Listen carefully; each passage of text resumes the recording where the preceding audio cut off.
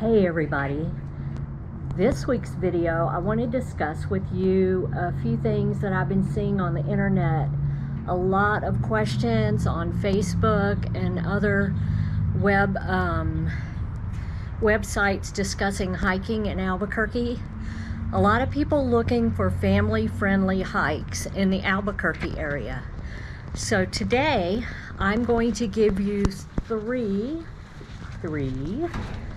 different options that I think are great family hikes. They're all very easy to moderate.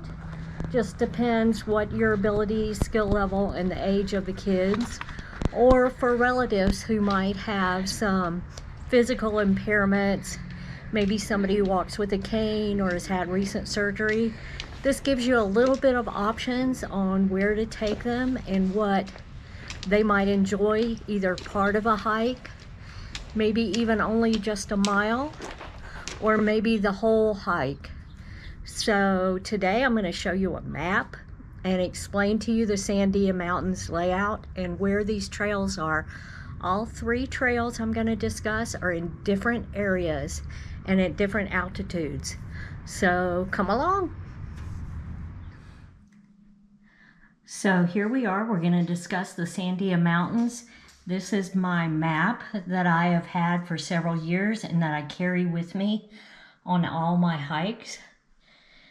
It shows the Sandia Mountains, which run north-south. The city of Albuquerque is over here. And as you can see, the Sandias sort of make an S-curve with the crest. It is a wilderness area through most of this mountain, which means there's no modern amenities, no roads, with two exceptions. There is a road which goes up the back side of the mountain. It's this gray squiggly line up here to the towers that are the TV towers, all the transmission of communications towers are located up here. So they built a paved road to access them so they can bulldoze them with the snow. They can snow plow and keep them clear in the winter. With that said, the public is now allowed on those trails, and there is a big parking lot at the top with a gift shop. We will discuss one trail that leads from this parking lot up at 10,000 feet at the top of the Sandia Mountains. Another trail we'll discuss is down here at the bottom on the back side, the east side of the mountain. And it is our Mijo Loop, which is right here. It's sort of a triangular loop in the 7,000 foot range of altitude. And the other trail we're going to discuss is over here next to the city, and this is the Elena Gallegos picnic area. It is a city park with trails. All these red lines on this map you see are trails. There are hundreds of miles of trails in this mountain range. So it's great hiking. But I'm going to show you some easy ones, and we're starting with Elena Gallegos. It is a fee area. There are parking and pit toilets and picnic tables throughout this area. So it is a fee area. It's $1 weekdays, $3 on the weekends, or you can buy season pass. I think I paid $30 for my season pass. But this is an area I hike a lot. And so $30 a year for free entry is fantastic. So we'll start there with Elena Gallegos Park.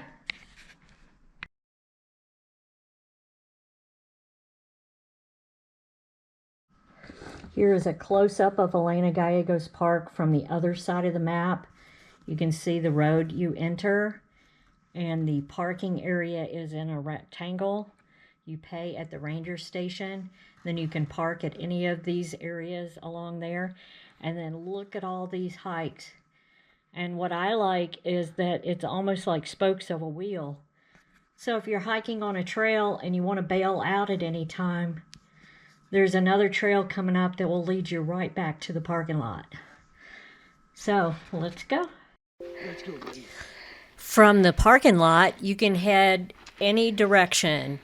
Just start walking up one of the trails and see where you want to go.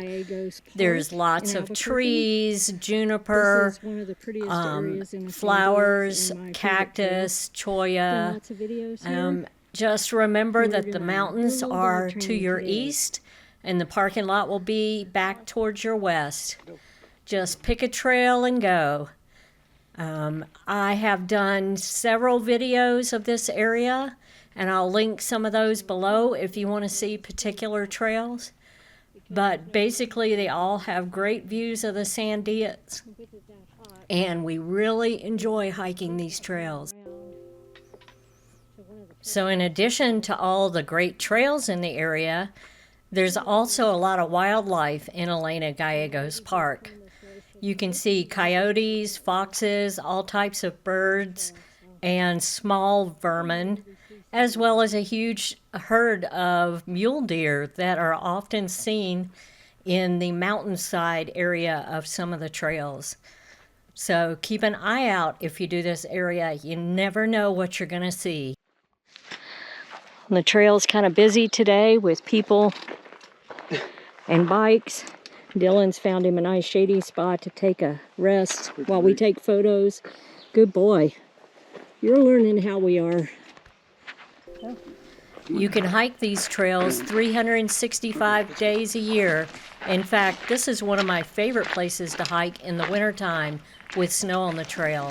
So be sure to check out Elena Gallegos Park.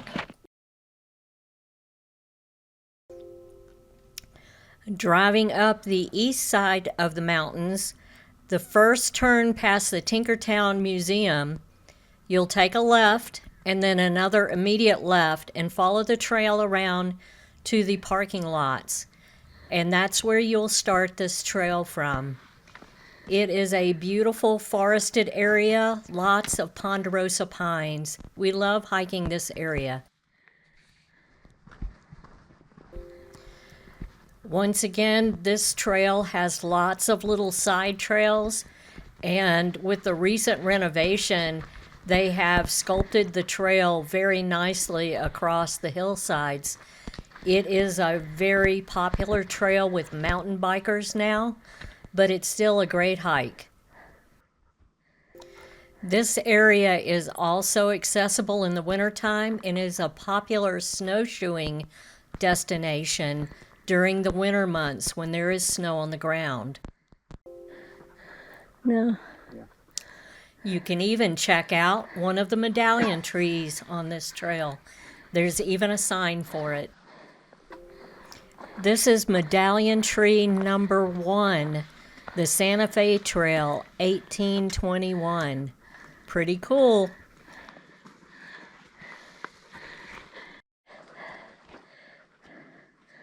The faulty continues on that way up the hill, but we just came Armijo that way, and we're taking faulty back this way, making sort of a triangle. And we're at, what's our mileage, Ron? 2.7-ish.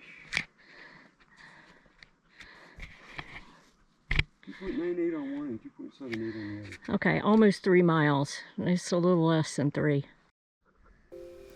The faulty section of this loop hike is a little more open with less ponderosa and more pine and spruce and scrub oak trees. And with that, you'll get more views out to the east towards the Plains, Moriarty area and looking towards Texas. It's a totally different type of trail, which makes this a very interesting loop hike.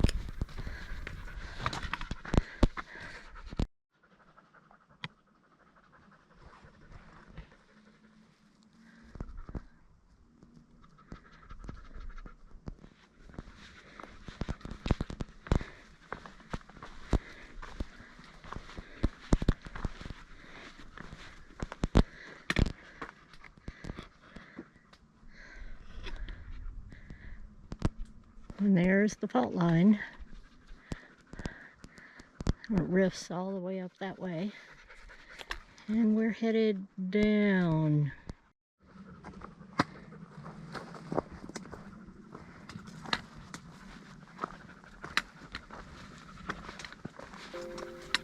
This loop is a little over 5 miles, and it does have about 800 feet elevation gain.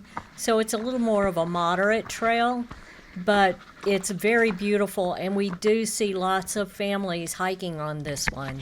So enjoy.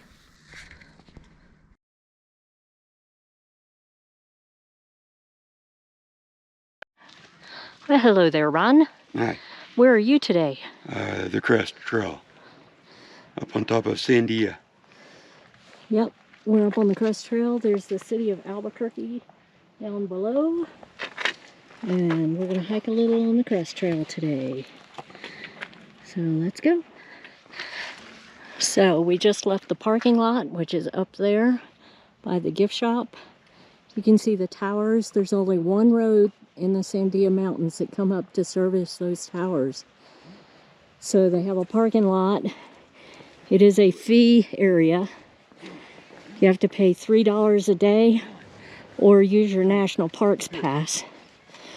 But here's the views. Pretty awesome, huh? Pretty awesome out there, huh? Look at the views.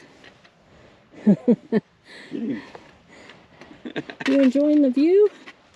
You most certainly do. The pavement ends at the overlook spots, and then you start a nice shady hike over to the Kiwanis cabin.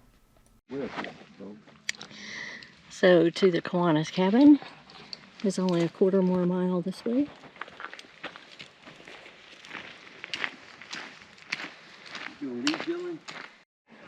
The cork bark fir.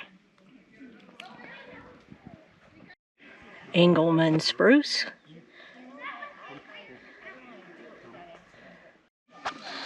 Douglas fir. One of the easiest way to identify Douglas fir is to look under the tree for its cones. Cones have 3 prong brackets sticking out. This is those funny cones that I showed in that last hike. It looks like it's got something growing out of the cone pieces. And the most popular tree, the quaking aspens. There are a lot of them here, and they haven't started to turn yet for fall. Maybe a few more weeks, and this trail will be magical. We'll have to come back then. The spruce fir forest, generally above 9,200 feet, which we are. We're at 10,000 feet on this trail.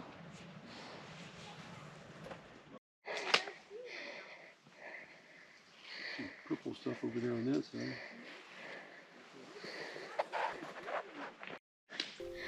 This is one of the most popular hikes in the Sandia Mountains. You will see people up on this trail every day. It is that popular. And there were a lot of people there the day we visited. So this cabin up here said during the Depression of the 1930s, millions were unemployed. In response, the U.S. government founded the Civilian Conservation Corps, the CCC, creating jobs. And one of the jobs they had was building these trails.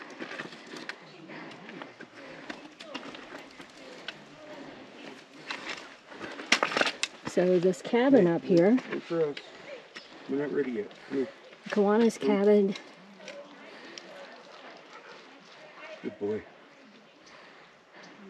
Says high school student at the first Kiwanis cabin around 1925. An old photo when it was wood.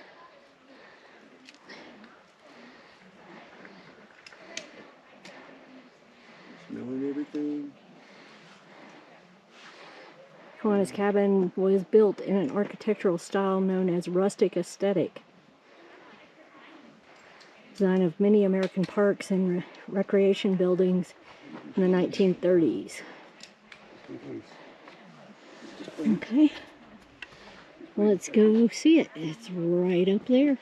This Kiwanis Meadow area up here. It's full of animal life. Badgers, gophers, coyotes, and tons of mule deer. Looks like even a dog. What do you think, Dylan? All my hikes up here to the top. This meadow could be full of anything from deer to turkeys. And just depends on the day. Right, we'll head up to the cabin now. And there's the cabin. There are a few people up here since it is a holiday weekend. But not too bad. So we'll go up and check it out.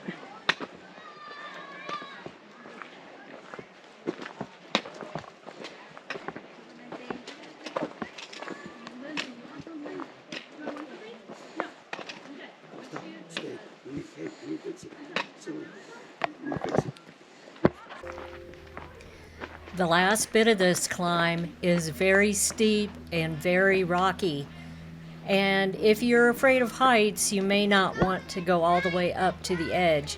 This cabin sits on the cliffs overlooking the city of Albuquerque. It's pretty dramatic. You can see all the way out east over the top of Sandia Crest. You see right there? And that's south.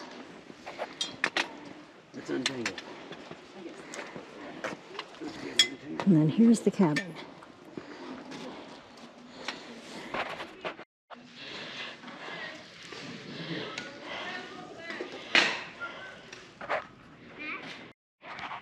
We started our hike up there by the towers and hiked all the way down this way, and then up the hill.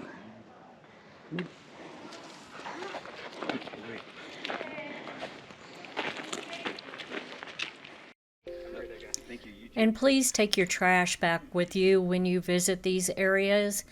There were numerous water bottles, empty and some even full, laying all over the ground around the Kiwanis cabin and inside of it.